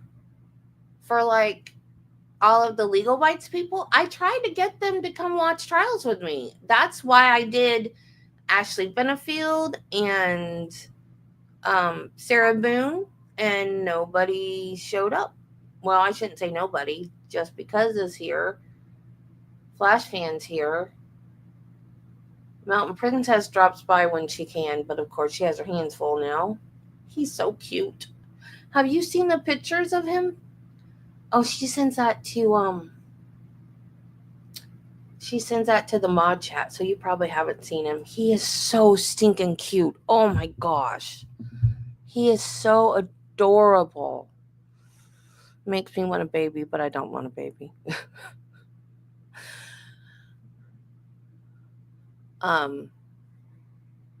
Yeah. If you can get people to come over here, I'll do whatever. I love doing this. I absolutely love doing this. It's just that I'm so new and I don't know. I have no idea what I'm doing. There's no format. There's no planning. I just jump on here and talk.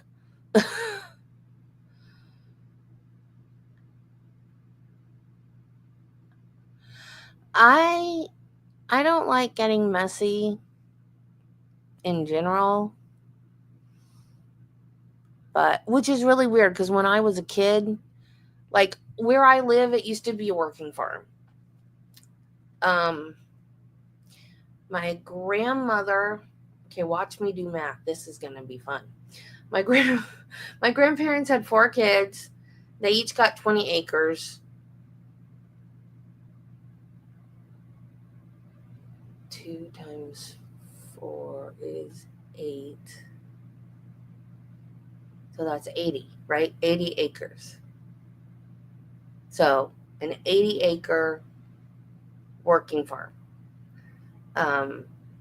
So I had 20 acres.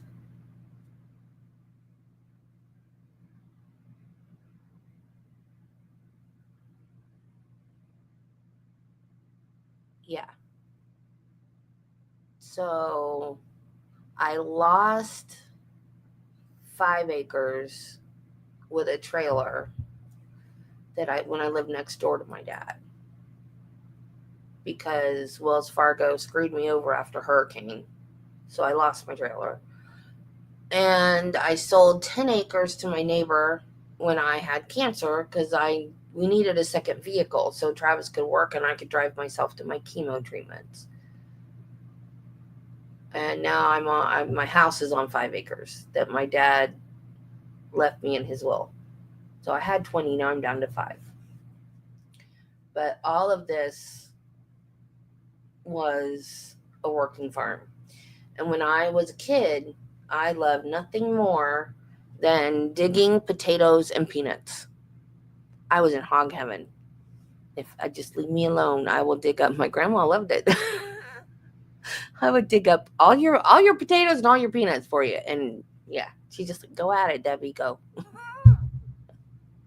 Now I hate to get dirty. I don't like to get dirty. I don't like to get messy. If it's messy, I don't want to do it. Of course, I was a nurse though, but that was different, I guess, because I was helping people. I got messy in the name of helping people. So,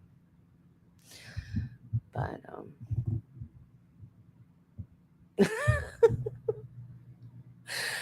yeah. Talking about messy. Last time we went to Sonny's, I started eating my ribs with a fork, and then I was like, I have a bad habit of worrying about what other people think. I can't talk. I have a bad habit of worrying about what other people think about me. So I'm eating my ribs with my fork, and I'm looking around, and I'm like, I'm in Sonny's, and I'm eating ribs with a fork. What is wrong with me? I was like, so then I started picking them up and eating. Because I don't like regular ribs. I like baby back ribs because the meat falls off the bone and you're not gnawing on a bone. I hate that. That's gross to me. So I don't like that. Like the big ribs. Are those beef ribs? I guess they're beef ribs. The big rib where you have to like actually bite, you know, the meat off the bone. I don't like that. Oh, see now, that's the way my stepdaughters are. They won't eat any meat that has a bone in it. But chicken bones don't bother me.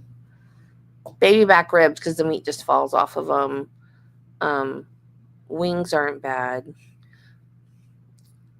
My husband, we're great when it comes to wings, because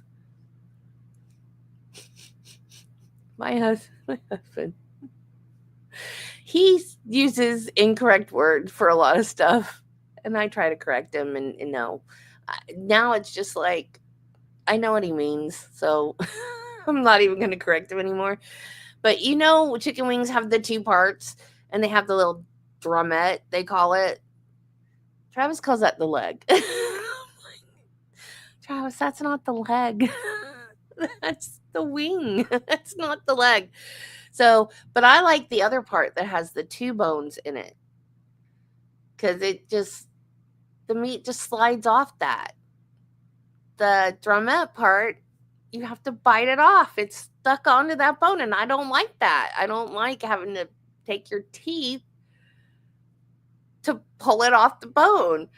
I like it where it just falls off the bone.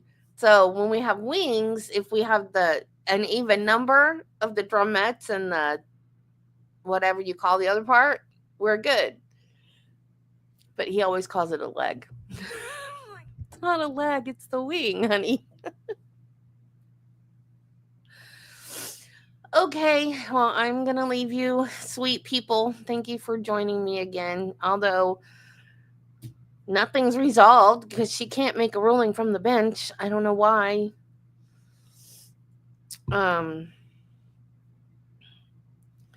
And I'm going to look through